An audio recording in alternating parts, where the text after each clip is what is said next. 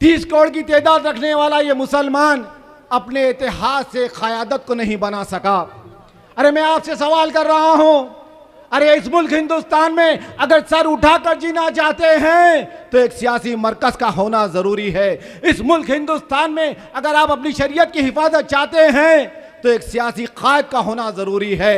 अगर हमारे पास क़यादत नहीं होगी, कायद नहीं होगा, तो बरसों से जैसा होते आ रहा है आज भी वैसे आएगा।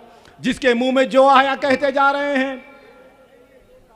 कोई तुम्हारी शरीयत पे हमला कर रहा है, कोई तुम्हारे इस्लाम पे तनकीद कर रहा है कि हुजूर की शान में गुस्ताखी कर रहा है, कोई तुम्हारी टोपी पे तनकीद कर रहा है, कोई तुम्हारी दाढ़ी पे तनकीद कर रहा है, कोई तुम्हारी मसाजिद की अज़ां पे तनकीद कर रहा है। अरे क्या क्या बताऊं, कहां से बताऊं, कितना बताऊं, कब तक सुनते जाएंगे आप? ये बोलने वालों को ताकत कौन दे रहे हैं? ऐज़ान मिलत ये थे मोहतरम अली जनाब रवीश मोइन साहब। मैं आपके सामने आखिर मुखरीन हैदराबाद से आए हुए मेहमान, यहाँ के जो मजलिस इत्तेहाद अल मुस्लिमीन के ऑब्जर्वर अली जनाब अत्तर फारूकी साहब से अदबन गुजारिश करूँगा कि वो आपके सामने अपने ज़रीन ख्यालात पेश करें। मोहतरम अली जनाब अत्तर फारूकी साहब।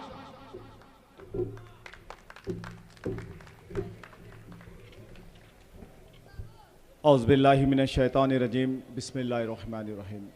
सैनशीन पे तशरीफ़ फरमा हाज़िरान महफ़िल जनाब महमूद इंजीनियर साहब, रवीश मोबिन साहब, अकरम ख़ान साहब, शादाब उस्मानी साहब, रफ़ीक़ मुल्ला साहब, इमरान उस्मान शेख साहब और दीगर क़ायदीन मजलिस, नौजवान साथियों, मोहतरम बुज़ुर्गों, अजीज़ दोस्तों, पशे पर्दा बैठ कर सुन रही हमारी बहनों, अस्सलाम वालेकुम रहमतुल्लाहि व बरकातहू। हज़रात, ज़िंदगी में ऐसे कई वाक़े आए हमारे पास कि हम सही वक्त पर अगर सही फ़ैसला करें तो एक बेहतर मुस्तक़बिल हो सकता, और हमने किया सही वक्त पर सही फ़ैसला। वो दूरअंदेश क़यादत मौलवी अब्दुल वाहिद अवैसी साहब की, जिन्होंने अपनी नज़रों से आने वाले कल को देखा। लुटी हुई रियासत डेक्कन हैदराबाद में पुलिस एक्शन के बाद, बेशुमार बर्बादियों के बाद उन्होंने अपने आने वाले कल को देखा और एक बुनियाद डाली कुल हिंद मजलिस इत्तेहाद अल मुस्लिमीन की। उसके बाद के सदर जनाब सुल्तान सलाहुद्दीन अवैसी साहब, जिन्होंने अपनी ज़िंदगी के 50 साल कौम और मिल्लत के इत्तेहाद के लिए, कौम और मिल्लत की खिदमत के लिए वक्फ कर दिया। उसके बाद सिलसिला शुरू होता है अली जनाब असदुद्दीन अवैसी साहब का, अली जनाब अकबरुद्दीन अवैसी साहब का।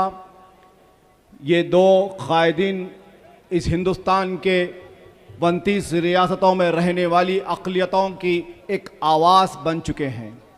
ये दो क़ायदीन कुल हिंद मजलिस इत्तेहाद अल मुस्लिमीन के हिंदुस्तान के 29 रियासतों में रहने वाला वो मजबूर मुसलमान, वो कमज़ोर मुसलमान, वो बेबस मुसलमान, वो जुल्म का शिकार मुसलमान, इन तमाम अक़लियतों को 30 करोड़ की तादाद रखने वाली अक़लियत ये मुल्क हिंदुस्तान की, असदुद्दीन अवैसी साहब एक उम्मीदगाह बने हुए हैं। आज आपके यहाँ इंतखाबात हो रहे हैं। मजलिस इत्तेहाद अल मुस्लिमीन जिद्दोजहद कोशिश कर रही है कि भिवंडी में इतनी बड़ी तादाद है हमारी, अगर पूरे महाराष्ट्र में अगर देखा जाए तो सब में बड़ा परसेंटेज मुसलमानों का या अक़लियतों का एक मालेगांव है, दूसरा भिवंडी ईस्ट और भिवंडी वेस्ट है। और इसके बाद पूरे महाराष्ट्र के 184 हलकों में कहीं इतनी बड़ी हमारी तादाद नहीं है। आज हमको बेहतरीन मौका है, 10 साल से जिद्दोजहद कर रही है मजलिस इत्तेहाद अल मुस्लिमीन आपके दरमियान में। इस मौके को आप गनीमत समझें और अपनों को पहचाने, अपनी क़यादत को पहचाने।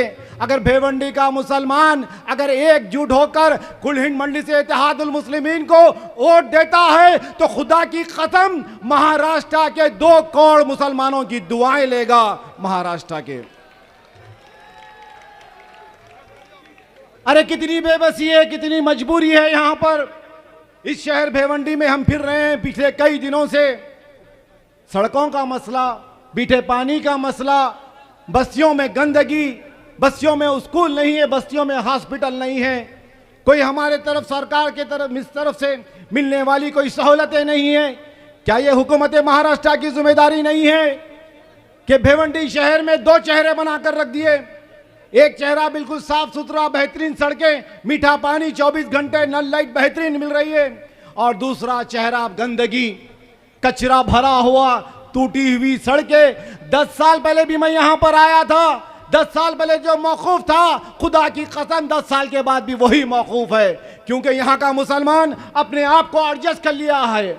आप लोग अपने आप को एडजस्ट कर लिए, मिजाज बना लिए है कि इलेक्शन का वक्त आएगा तो हमारे लिए छोटी ईद के जैसा है। हर पार्टी के लोग आपको अप्रोच करेंगे, हर पार्टी के लोग आपकी बस्तियों में आएंगे, मीठी मीठी बेहतरीन बातें करेंगे, और आपकी बस्तियों में 200-500 रुपये वोट की कीमत लगा देंगे, और आप वोट डाल देते हैं, वो लोग जीत जाते हैं, और 5 साल पलट कर आपकी बस्तियों में कभी कोई तरक्याती काम नहीं होता है। भिवंडी में अरे कितने मासूम बच्चे जो 3 साल से लेकर 13 साल की उम्र तक जो पढ़ना लिखना चाहिए, उनको अच्छे स्कूल में जाना चाहिए, मगर खेल कूद में अपनी ज़िंदगी बर्बाद कर रहे हैं, क्योंकि क़यादत नहीं है यहाँ पर। अगर क़यादत होती तो आपकी बस्तियों में स्कूल होते, क़यादत होती तो आपकी बस्तियों में प्राइमरी हॉस्पिटल्स होते, क़यादत होती तो आपका एहसास होता, आपकी बस्तियों में अच्छे रोड होते, क़यादत होती है आपकी तो मीठा पीने का पानी होता। ये मसाइल को समझो मेरे भाई। ये नल लाइट बरकी बल्दी आबरसानी, इससे हटकर भी हिंदुस्तान में हमारी एक आवाज़ को हमको बनाना है। हर कौम का एक लीडर है, हर जात का एक लीडर है, हर सियासी जमात उनको उनका देख रही है, और बच गए कोई हम तो मुसलमान। 30 करोड़ की तादाद रखने वाला ये मुसलमान अपने इतिहास से क़यादत को नहीं बना सका। अरे मैं आपसे सवाल कर रहा हूं, अरे इस मुल्क हिंदुस्तान में अगर सर उठाकर जीना चाहते हैं तो एक सियासी मरकज का होना जरूरी है। इस मुल्क हिंदुस्तान में अगर आप अपनी शरीयत की हिफाजत चाहते हैं तो एक सियासी कायद का होना जरूरी है। अगर हमारे पास क़यादत नहीं होगी, कायद नहीं होगा, तो बरसों से जैसा होते आ रहा है आज भी वैसे आएगा। जिसके मुंह में जो आया कहते जा रहे हैं। कोई तुम्हारी शरीयत पे हमला कर रहा है, कोई तुम्हारे इस्लाम पे तनकीद कर रहा है कि हुजूर की शान में गुस्ताखी कर रहा है, कोई तुम्हारी टोपी पे तनकीद कर रहा है, कोई तुम्हारी दाढ़ी पे तनकीद कर रहा है, कोई तुम्हारी मसाजिद की अज़ा पे तनकीद कर रहा है। अरे क्या क्या बताऊं, कहां से बताऊं, कितना बताऊं, कब तक सुनते जाएंगे आप? ये बोलने वालों को ताकत कौन दे रहे हैं? ये आपकी सफ़ों में जो इंतशार है, आपके पास एक मरकज़ सियासी नहीं है तो उनके पास ताकत आ रही है बोलने के लिए। ये हैदराबाद में बोलकर दिखाओ, अगर किसी में दम है, हैदराबाद में कोई ऐसी बात नहीं कर सकता, क्योंकि वहां क़यादत है। हैदराबाद में इस तरीके से नबी की शान में गुस्ताखी होती तो उसको जवाब मिलता, क्योंकि क़यादत है। अगर इस्लाम पे तनकीद होती तो जवाब मिलता, वहां पर क़यादत है। मासूम बच्चों को पढ़ने लिखने के लिए बेहतरीन स्कूल से, अरे आपकी ही जमात के अवैसी स्कूल ऑफ एक्सेलेंसी से, जिसमें 50,000 बच्चे मुफ्त में तालीम पा रहे हैं। आप तमाम के पास स्मार्टफोन है, अवैसी स्कूल ऑफ एक्सेलेंसी के ताल्लुक से मालूम कर लीजिए। कल मंडी से इत्तेहादुल मुस्लिमीन एडवोकेट वारिस पठान यहां से जीत कर आएंगे तो इंशाअल्लाह ताला पहली बुनियाद अवैसी स्कूल ऑफ एक्सेलेंसी की आपकी शहर भिवंडी में होगी।